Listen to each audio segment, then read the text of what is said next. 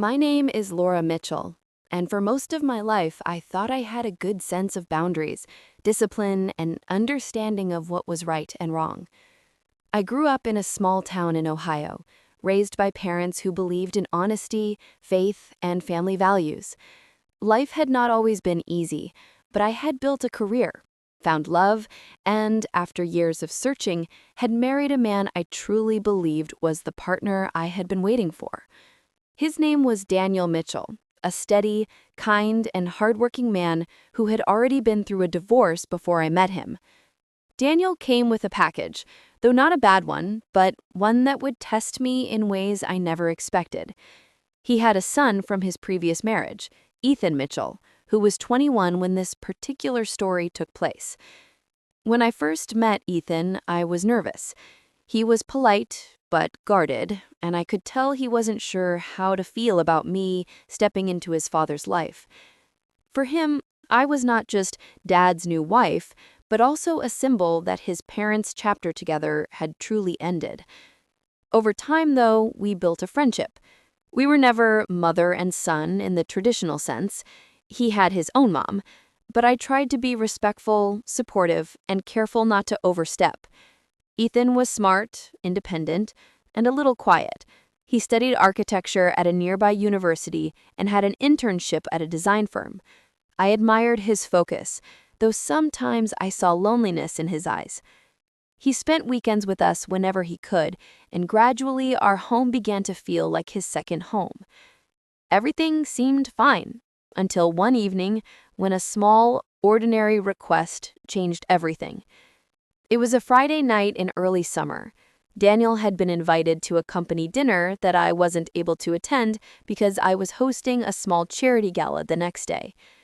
That evening, Ethan was staying over at the house, planning to head out early the next morning for a trip with his friends. I was in my bedroom, standing in front of the mirror, trying on a few dresses for the gala. One of them, a sleek navy blue gown, had a zipper running down the back. The kind of zipper that's easy to zip up, but impossible to unzip without help. I twisted, reached, struggled, but no matter what I did, I couldn't get it undone. Normally, Daniel would help me, but he was already gone for the evening, and I didn't want to ruin the dress by yanking it too hard. That's when I thought of Ethan. He was just in the living room, probably scrolling through his phone. It seemed harmless, just a quick favor. I walked out and called to him, "Ethan, could you give me a hand for a second?" He looked up, a little surprised to see me dressed up. "Sure, what's up?" I turned slightly so he could see the problem. "This zipper is stuck. Would you mind unzipping it for me?" His expression shifted. He froze for a moment, and I realized how awkward the request might have sounded. But after a beat, he nodded. "Yeah, okay." I turned around, and he gently pulled the zipper down. His hands were steady, but I could sense his discomfort. When the dress loosened, I quickly held it at the front to keep it secure. "There," he said softly. "Thank you," I replied, trying to sound casual, but inside I felt something strange. It wasn't anything physical. It was a sudden awareness, a line, a boundary I hadn't realized existed until that moment. Ethan gave a small, polite smile and stepped back. I noticed he avoided eye contact as he sat back down on the couch. It should have ended there, just an innocent moment. But the truth is, it didn't. That simple act lingered in my mind, and it set into motion a series of emotions I wasn't prepared for. That night, after I finally changed into something more comfortable, I sat in my room reflecting on what had just happened. Why did it feel so strange? Why was I overthinking something so small? The more I thought, the clearer it became. It wasn't about the zipper. It was about the vulnerability of asking my stepson to help me in a way that blurred the lines of personal space. It wasn't romantic. It wasn't intentional. But it was a reminder that boundaries exist for a reason. Ethan was not a child anymore. He was an adult. And as much as I respected him, I realized I needed to be more careful about how I interacted with him. I didn't want to put him in uncomfortable situations or allow room for misinterpretation. Still, I couldn't shake the fact that when his hands had been near my back, I had felt tension. Not attraction, but a fragile awareness that we were both standing in a gray area of family roles. The following morning, over breakfast, Ethan was unusually quiet. He ate his toast, scrolled his phone, and avoided much conversation. I finally asked, "Everything okay?" "Yeah," he said quickly, without looking up. I wanted to ask more, but I didn't. Instead, I carried on with my day, but the memory of that small incident weighed on me. Days turned into weeks, and though life went back to normal, I started noticing subtle changes. Ethan seemed more distant when he visited. He was polite, but guarded, as if he didn't want to cross any lines. I worried that maybe I had embarrassed him, or worse, made him uncomfortable in a way that he couldn't express.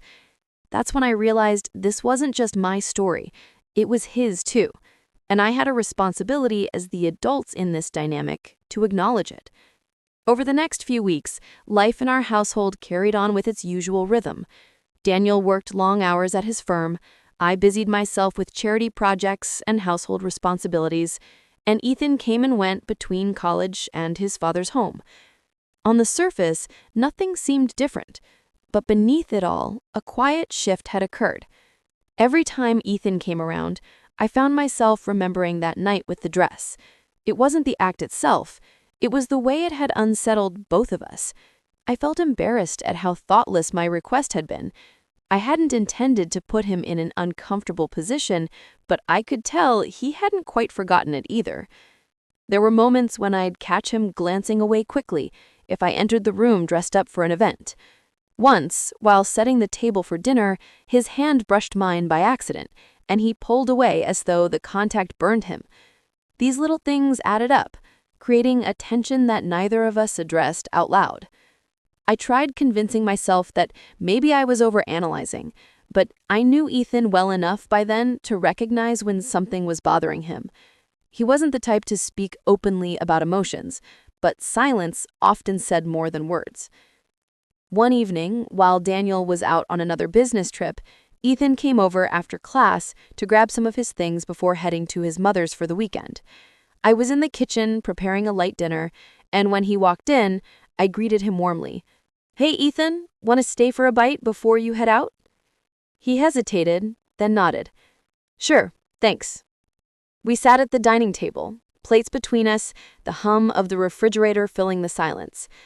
I decided I couldn't take the awkwardness any longer. "Ethan," I said gently, "can I ask you something?" He looked up, his fork halfway to his mouth. "Oh, yeah." I took a breath. "Have I done something to make you uncomfortable lately?" For a long moment, he didn't answer. Then he set his fork down and leaned back in his chair. "No, it's not that. I mean, well, maybe a little."